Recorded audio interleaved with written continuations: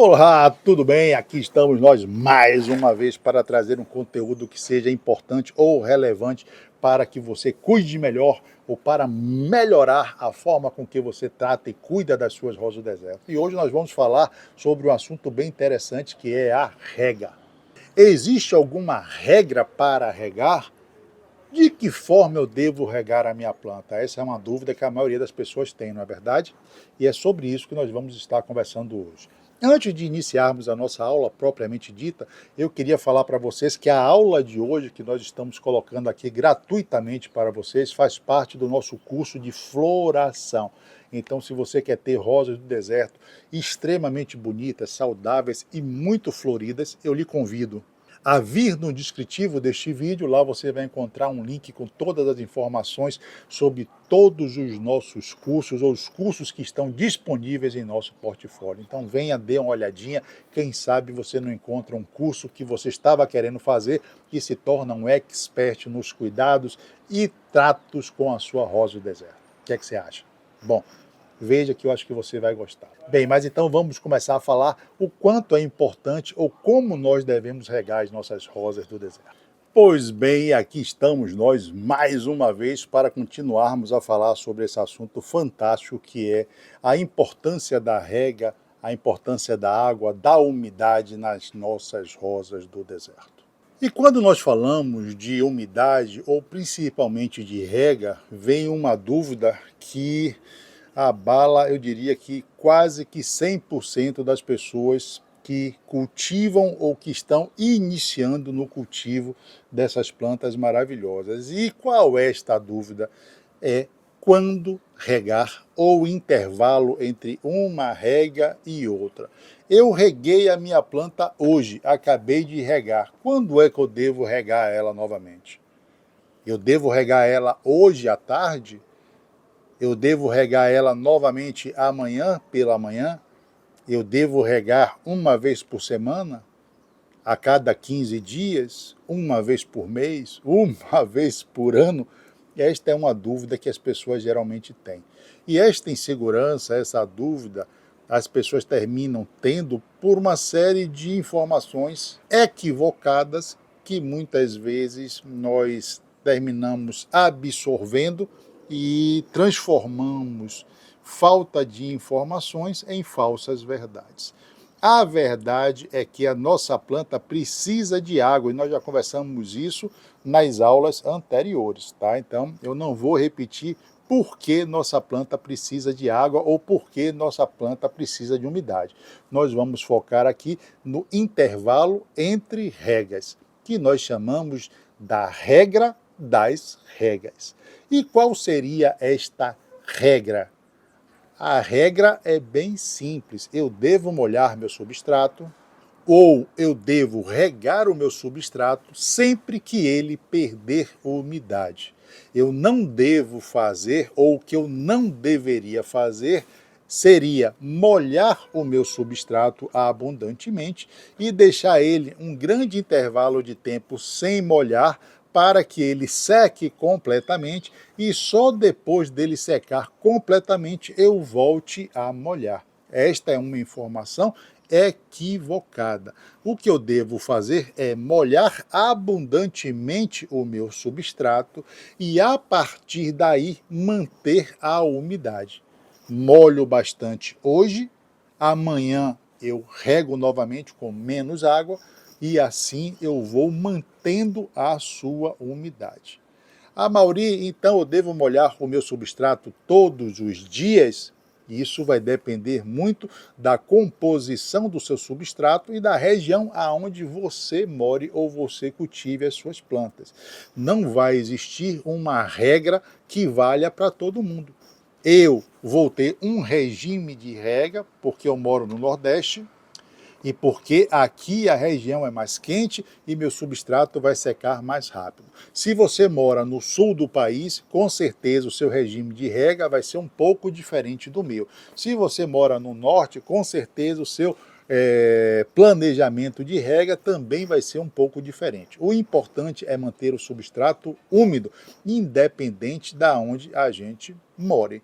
E como é que eu vou saber se o meu substrato está úmido ou não? Bom, existem algumas características no substrato que vão nos mostrar se ele está úmido ou não. A primeira característica está relacionada à coloração do substrato. Aqui eu tenho dois substratos, é o mesmo substrato. Olha só como eles ficam diferentes, uma vez que ele esteja molhado, úmido, e uma vez que ele esteja seco ou sem umidade. Eu posso ver que sempre que o meu substrato está úmido, ele fica escuro, ou fica mais escuro do que quando ele fica seco. Uma vez que eu conheça o meu substrato, eu vou saber identificar visualmente se ele está seco ou se ele está molhado. Bem simples, não é verdade? Outra forma que eu tenho para ver se o meu substrato está úmido ou não é simplesmente colocando o meu dedo dentro do substrato. Se eu ponho o meu dedo dentro do substrato e o meu dedo está úmido, significa que o substrato está úmido. Se eu pego, olha só, sai até bastante substrato. Se eu pego o meu dedo e coloco em um substrato seco, você também vai sentir claramente que ele está seco ou sem umidade. Inclusive, quando eu tiro o dedo de um substrato seco, praticamente não vem nenhuma parte do substrato no meu dedo. Quando eu tiro o dedo de um substrato molhado, geralmente eu trago no meu dedo pedaços desse substrato, ok? Outra coisa interessante é que o substrato seco, geralmente ele fica bem solto, enquanto o substrato molhado, ele vai ficar mais agregado, como nós estamos vendo aqui. Mas, Amaury, este vaso é pequeno, o meu vaso é maior. Como é que eu vou fazer isso? Da mesma forma, não importa o tamanho do seu vaso, você pode utilizar esses dois métodos para verificar se o seu substrato está seco ou úmido. Outra coisa interessante, e isso também é muito importante, é quando nós falamos das características físicas do seu substrato. Por quê? Porque se o meu substrato for soltinho, não é? Fica mais fácil de eu verificar se ele está ou não molhado em um vaso grande. Eu vou pegar aqui em cima do meu vaso, por exemplo, deixa eu tirar esses daqui. Eu vou pegar o meu vaso, como está aqui, por exemplo, e vou fazer a mesma coisa. Eu vou cavar aqui um pedacinho e vou chegar a uma parte do substrato. Não precisa enfiar o dedo até lá embaixo, mas desta forma aqui, eu simplesmente verifico que o meu substrato está úmido ou não. Neste caso daqui, o meu substrato não está úmido, o meu substrato está seco, o que indica que eu precise molhar o meu substrato. Então, a regra não é relativa ao espaçamento em si, até porque esse espaçamento vai se modificar de acordo com o período da onde eu cultivo as minhas rosas do deserto. Como assim, Amaury? É simples. Em épocas de chuva, eu não vou precisar regar, por exemplo. No inverno, eu vou precisar regar menos, porque eu tenho menos incidência de sol sobre o meu vaso e sobre o meu substrato. Já durante o verão, onde a incidência de sol e a temperatura sobe bastante, eu vou perder mais água por evaporação, minha planta também vai terminar perdendo mais água por evaporação, e eu vou precisar repor esta água, repor esta umidade, fazer esta rega em um intervalo menor. Então nós podemos perceber que a rega vai precisar de pequenos ajustes durante o ano inteiro. Cada estação você vai terminar regando um pouco mais ou regando um pouco menos. Mas a regra básica seria manter sempre o meu substrato úmido. Sem umidade, a minha planta não consegue acessar nutrientes, muito menos a água. E o que acontece? Quando o meu substrato seca demais, existe uma dificuldade maior na absorção da água por todo o substrato. E o que é que vai acontecer? Eu vou molhar a minha planta, ela não vai absorver água de imediato. Este excesso de água vai escorrer pela lateral do meu vaso, vai sair pelo meu furo de drenagem, porém o meu substrato não absorveu esta água em quantidade suficiente para se manter ou para estar totalmente úmido. Com isso, as minhas raízes terão dificuldades em acessar o alimento que está no meu substrato. Afinal de contas, vai ter parte do substrato que estará úmida e ela vai conseguir acessar esses nutrientes, e terão partes que estarão secas e nesta parte ela não conseguirá acessar esses nutrientes. Por isso que muitas vezes, quando nós desplantamos a nossa rosa do deserto, nós vamos nos deparar com muitas raízes na parte de cima, porque às vezes a água é insuficiente e fica concentrada na parte de cima do substrato, não conseguindo descer para as camadas inferiores. Nesse substrato daqui dá para ver bem uma diferença de coloração. E dá para ver bem que ela tem raízes na parte de cima, tem raízes na parte intermediária e tem raízes na parte de baixo. Isso significa que este substrato está recebendo e absorvendo água em todo o seu volume, tanto na parte de cima, quanto na parte do meio, quanto na parte de baixo.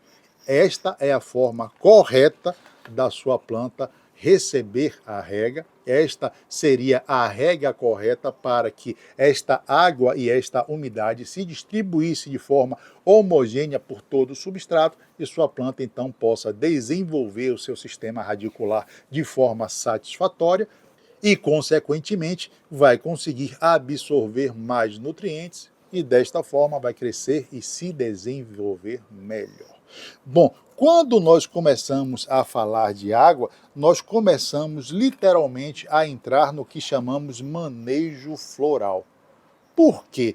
Porque a rega vai impactar diretamente nas flores. Muito bem, para entender como a rega vai afetar a produção de flores ou a floração das nossas rosas do deserto, nós precisamos entender que existem duas formas de rega.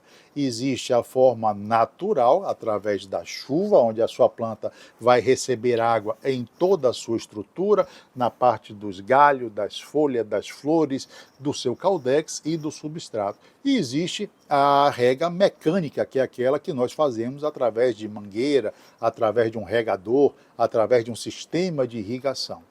Esta rega, a depender do tipo de rega mecânica, também poderá simular uma rega natural, pode simular uma chuva. Quando, por exemplo, você escolher o modo de aspersão para molhar as suas plantas. Ele vai jogar a água para cima como se fosse uma chuva e então nós teremos folhas molhadas, flores molhadas, galhos molhados, a estrutura da planta toda molhada, inclusive o substrato. Isso também pode acontecer caso você use um regador, ou até mesmo quando você usa uma mangueira, que você pode molhar a sua planta inteira.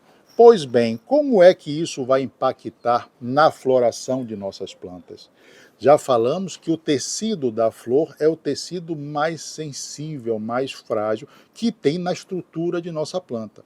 E se eu molho a minha flor, eu vou estar colocando esses tecidos muitas vezes à prova ou em risco.